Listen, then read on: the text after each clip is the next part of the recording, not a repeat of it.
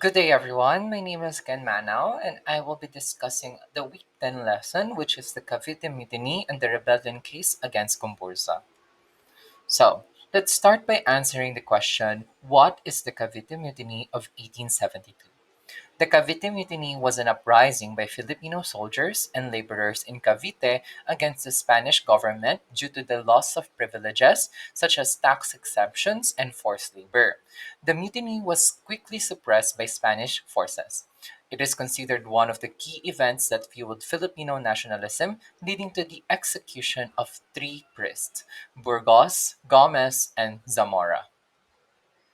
So, there are three key primary sources that offer different perspectives on the mutiny and its causes. So, first we have Trinidad Pardo de Tavera's Filipino version, Jose Montero y Vidal's Spanish version, as well as Governor General Rafael D. Izquierdo's official report.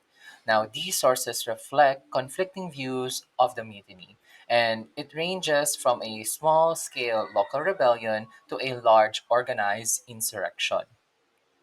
Let's start by discussing Tavera's account.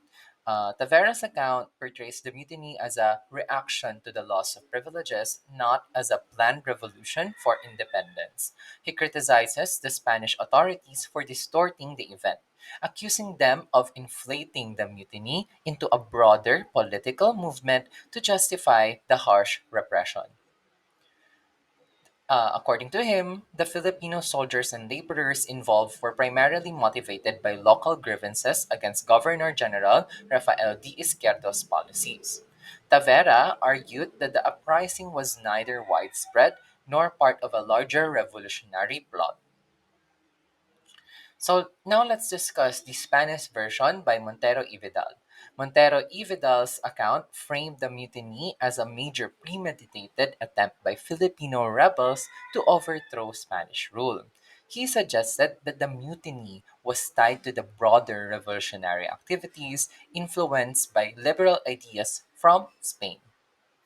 So, according to him, native clergy and reformists, including Father Burgos, were involved in a conspiracy to incite rebellion. He emphasized the role of the clergy in the planning, which led to their eventual execution. Now let's discuss Governor General Rafael D. Izquierdo's official report. So in his report, he attributed the mutiny to a conspiracy led by native clergy, lawyers, and local leaders. He referred to the event as an insurrection or revolution, implying it was part of a broader plot against Spanish authority.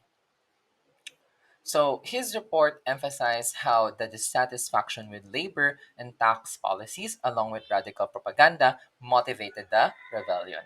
Now, Izquierdo claimed that the rebels sought to establish a new government, possibly with a native priest as a leader. So now let's move on to the execution of GomBurZa. So we have Father Jose Burgos, Mariano Gomez, and Jacinto Zamora, three prominent Filipino priests that were implicated in the rebellion and executed by Garote. They were accused of inciting the mutiny despite questionable evidence linking them directly to the events. Now, the execution was intended to intimidate Filipinos and prevent further insurrections. The death of GomBurZa became a rallying point for Filipino nationalism and resistance to Spanish rule. So now let's discuss the broader impact of the Cavite Mutiny. So the execution of GomBurZa sparked widespread outrage among Filipinos and galvanized nationalist sentiments. The mutiny and its aftermath exposed the growing divide between the Spanish colonial authorities and the Filipino people. Now, the Spanish government's harsh response further alienated Filipinos, setting the stage for further revolts. Now, despite the government's effort to suppress the rebellion, the event became a symbol of the fight for independence. Now, let's discuss the role of the friars and the religious order. Now, the mutiny resulted in the strengthening of the friars' power in the Philippines, as the Spanish government sought their help in maintaining control. Religious orders played a key role in advising the colonial government, influencing policies that maintained Spanish dominance. Filipino resentment toward the friars intensified as they were seen as key collaborators in the oppressive colonial system.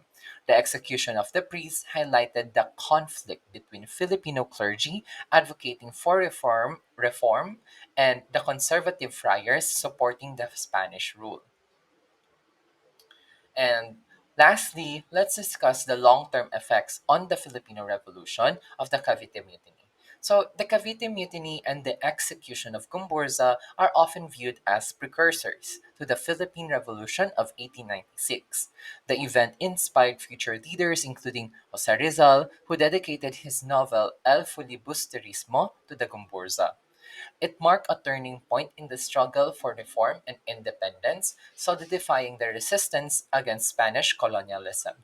The unjust treatment of Filipino intellectuals and clergy during this period fueled the desire for autonomy and self determination among Filipinos.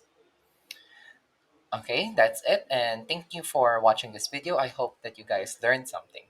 That's it. Thank you.